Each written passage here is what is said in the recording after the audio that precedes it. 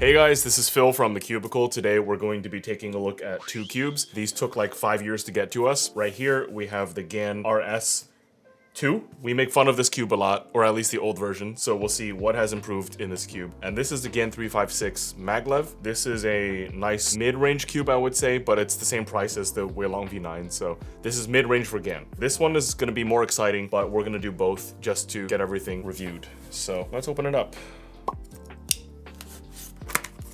Okay, the only thing I really know about this cube is that it might not have magnets. It's really funny. We see a lot of returns for this product because parents are like, I'm gonna get my son a GAN, and they sort from cheapest to most expensive and they buy this cube, and then the kid is like, Dad, like, you're not my dad anymore. You're not my dad! We're gonna test this out, see if it's any good. So it is kind of light, it's very interesting. It has very big feet, so nothing really is adjustable. This is kind of wobbly. I'm not really sure how to feel about that. Also, I'm not an engineer, so may or may not have an effect on the cube. And it looks like there's some adjustment thing going on in here. There doesn't seem to be any accessories, so maybe it's doable by hand. Let's do some times. I actually haven't cubed on a non-magnetic cube in a while. Okay, all right. Any guesses what this will be? 14. 14? 14.2.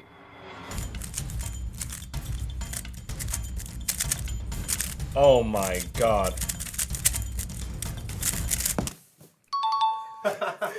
Let's go. Okay, my goal is to get a 10. Definitely doable.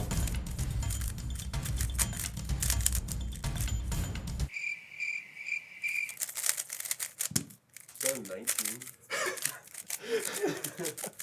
It's okay. Okay, this is like...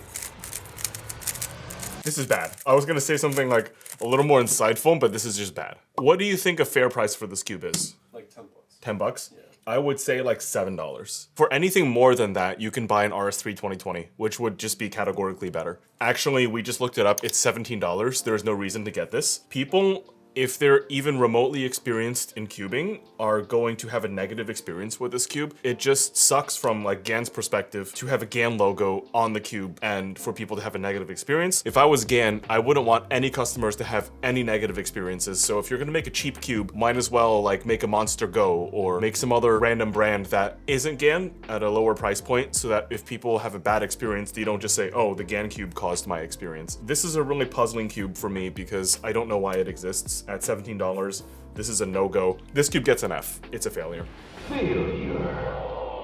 Okay. So this is the next cube. This is the GAN 356 Maglev. So this is the UV version. It's $43. The non-UV one is $35, I believe. And from what I know, this cube is basically a simple cube with all the essential features. And I like the sound of that. It's a little heavier. I would guess this is maybe like 80 grams or something. Let's open this and see what kind of accessories we have, because that might tell us what the features do.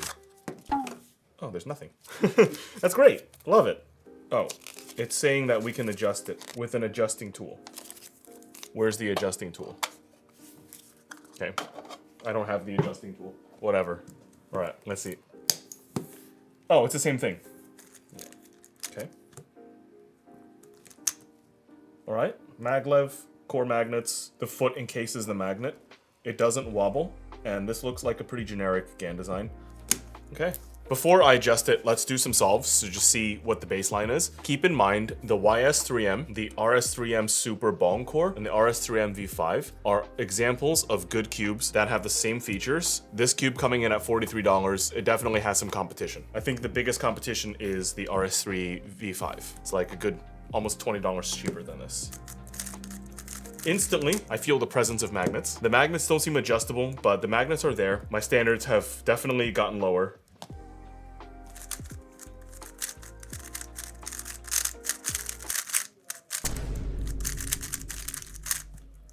Okay.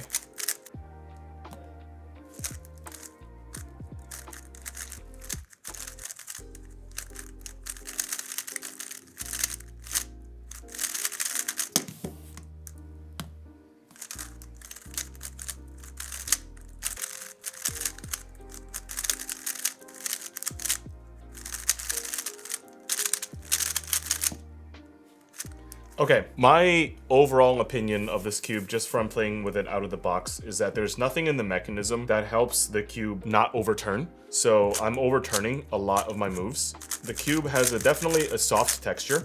Like, it feels pretty nice when you turn it, but it's overturning right now, which is causing lockups.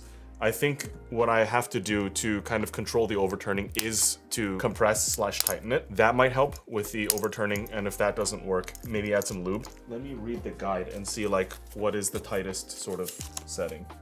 Okay, so for the top number, like why can't they keep it consistent? So the top number, the smaller the tighter, and the bottom number, the larger the tighter.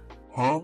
Yeah, righty-tighty, lefty-tighty. All right, so right now it's on the second tightest tension. So I'm just going to tension it the tightest, I guess.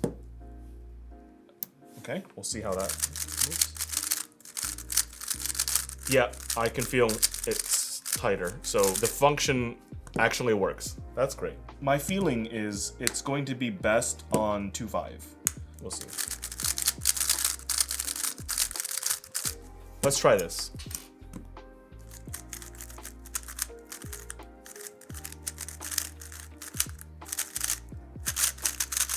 All right, so this is much better when it's tighter. It's surprising because this is the tightest setting and the second tightest compression. I can't fathom how anyone would use it on like the first half of the tension spectrum. I feel like it would just overturn.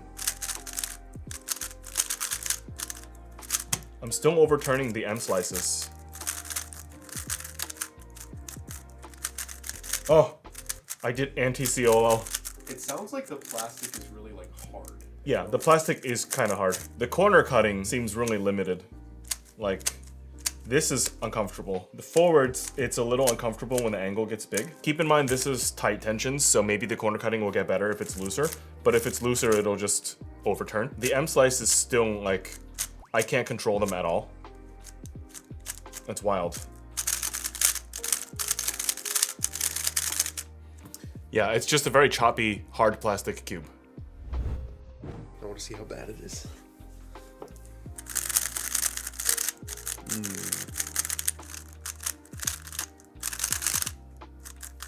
I will say, GAN's UV coating, something about it does feel nicer than MoU's. It also seems like it doesn't chip as much. MoU UV coating makes the plastic weaker and more susceptible to breakage. It also, like, over time will slowly flake off. But, Really? Yep, that's been happening on my V9. Like, not really to the point where it's not comp legal or anything, but on the very edges of the pieces, you can start to see a little flaking. Oh, that's really interesting. Yeah, I just didn't want you to get a good time. Yeah, that's really cool. Yeah, that's really cool. That's so cool, bro. I love this cube. So I have a certain opinion on these cubes, but I don't want to have my opinion affect your opinion. I don't know. I was really hopeful. I was like really wanting to give this cube a chance, but I'm not liking it. So I think it is worth lubing and setting up more. Okay, let's do that. What do you want in it? FC? Yeah, like Dignitas and Calm. Okay, I'm gonna throw some lube in here, and then we'll keep doing solves. Yeah. Oh. Yeah, see, this feels pretty good.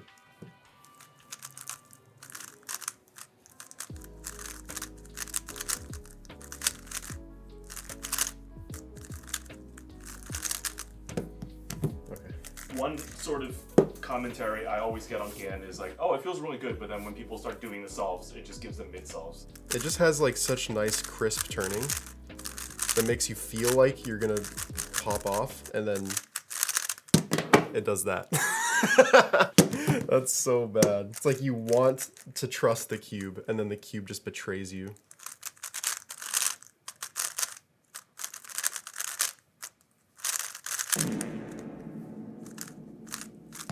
This is why I made the V9, because that cube, like, it never backs down, never gives up. Cutting. Never back down, never what? Never give up! That's right!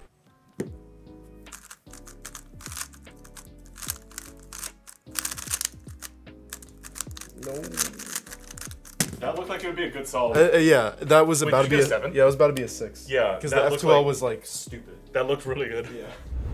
So in conclusion, I personally cannot recommend either cube for different reasons. This cube is $17 and it's not magnetic, and it just baffles me why it exists. I honestly think it's better off not existing, or perhaps existing as a monster go. That way, if people have bad experiences with a non-magnetic cube, they don't just impute that sort of experience to GAN, because that just is really weird for the brand. I feel like GAN is very protective of their really nice brand, and this is just counterproductive. This GAN 356 Maglev is better in performance, but I think it falls short compared to the YS3M, the RS3V5, and the Weilong V9. And the fact that it's $43 does hold it back from being a good competitor. I would consider this a good cube if it was under $30. If it was UV coated and in that price range, I would recommend it to people. But for $43, you can get yourself a whole Weilong V9. And I don't think there are too many people that would actually prefer this over the Weilong V9 unless they're paid by GAN or have a very specific preference for cubes. Honestly, if I had to choose between these two, I would pick this one, because at least I know it's not a serious cube and I'm laughing